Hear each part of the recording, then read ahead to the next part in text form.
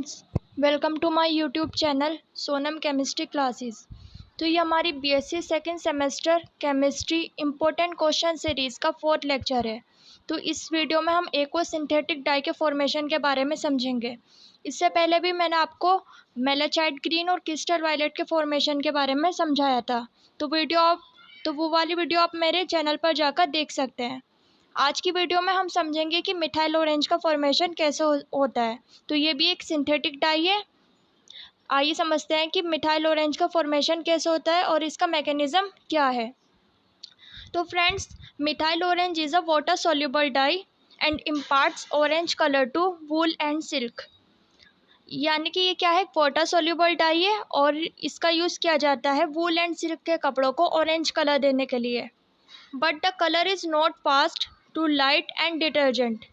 यानी कि इसका जो कलर है वो क्या होता है, रेजिस्टेंट नहीं होता है लाइट और डिटर्जेंट के लिए। यानी कि ये लाइट पे भी ये उड़ सकता है और डिटर्जेंट आप यूज़ कर रहे हो उस कपड़े पर जिस पे मिथाइल ऑरेंज डाई है तो वो भी वहाँ से कलर उड़ सकता है डिटर्जेंट के यूज़ से। अब समझते हैं कि कैसे फॉर्मेशन होता है।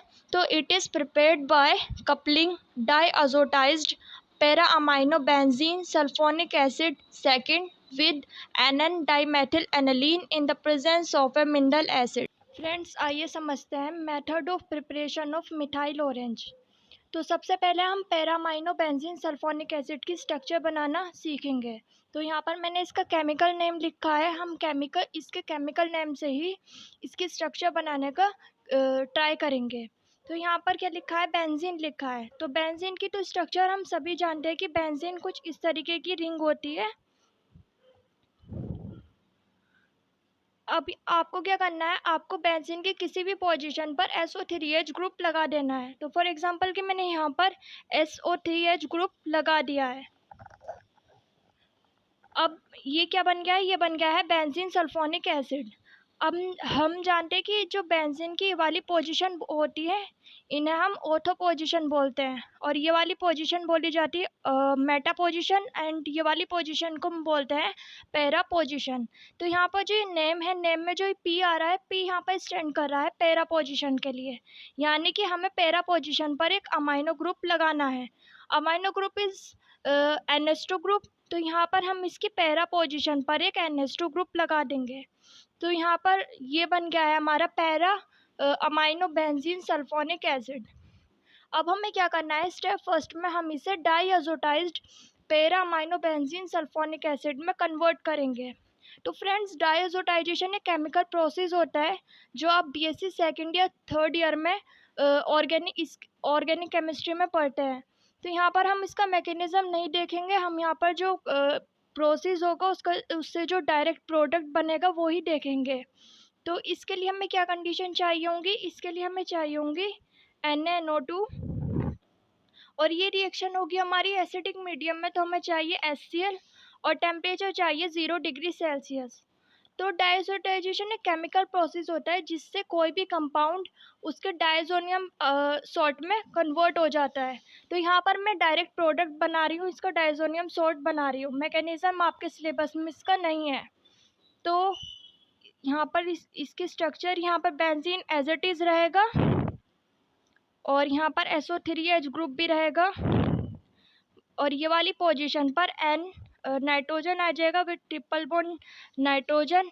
इस वाले नाइट्रोजन पर प्लस चार्ज होगा और इस वाले नाइट्रोजन के साथ एक Cl नेगेटिव जुड़ा हुआ होगा। तो ये वाली जो है, ये वाला जो कंपाउंड है इसका नाम है para amino benzene sulphonic acid first और ये जो फॉर्म हुआ है इसका नाम है para diazotized para amino benzene sulphonic acid second. तो आप पेपर में इनका नाम लिख कर आएंगे तो आपको अच्छे नंबर मिलेंगे, तो आप इनका नाम भी याद कर लीजिएगा। तो यहाँ पर para-amino benzene sulphonic acid second. अब सेकंड स्टेप में क्या होगा, हम सेकंड स्टेप में इस वाले इंटरमीडिएट की रिएक्शन हम NN डाईमेथिल एनिलीन के साथ कराएंगे और ये रिएक्शन हमारी एसिडिक मीडियम में होगी। तो फ्रेंड्स मैंने यहाँ पर सेकंड स्टेप लिख दिया है। तो यहाँ पर क्या होगा कि ये जो डाईअज़ोटाइज्ड पैरामाइनोबेंजीन सल्फोनिक एसिड है, ये एनएन डाईमेथिल एनिलीन के साथ रिएक्शन करेगा और ये रिएक्शन हमारी क्या होगी, एसिडिक मीडियम में होगी। तो यहाँ पर हम H+ लिख सकते हैं। तो ये जो H+ आएगा वो यहीं से आएगा।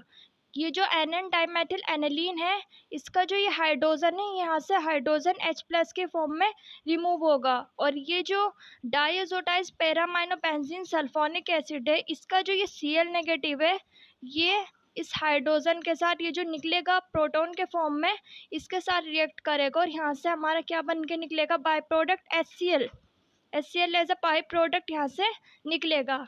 अब क्योंकि यहाँ से एक बॉन्ड इसका यहाँ से ये ब्रेक हो गया और यहाँ से एनएन डाईमेथिल एनिलीन का एक बॉन्ड ब्रेक हो गया, तो यहाँ पर ये वाला बॉन्ड बन जाएगा। तो स्ट्रक्चर हमारी कुछ इस तरीके से आएगी कि ये पूरा का पूरी क्या हो जाएगी, कपलिंग हो जाएगी, यानी कि दो कंपाउंड आपस में जुड़ जाएंगे। तो ये एज इट इज़ रहेगा आपकी सारी स्ट्रक्चर। और यहाँ पर जो ये Cl के साथ बॉन्ड था वो अब किसके साथ बन जाएगा, ये वाले कार्बन के साथ बन जाएगा। तो आपकी स्ट्रक्चर इस तरीके से बन जाएगी।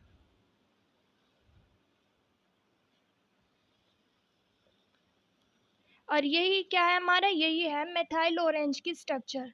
तो हमने देखा step wise process of methyl orange. आपको अगर ये वीडियो पसंद आई है तो प्लीज़ मेरे चैनल को सब्सक्राइब कीजिए, अपने फ्रेंड्स के साथ शेयर कीजिए और इस वीडियो को लाइक कीजिए। Thanks for watching this video. Have a nice day.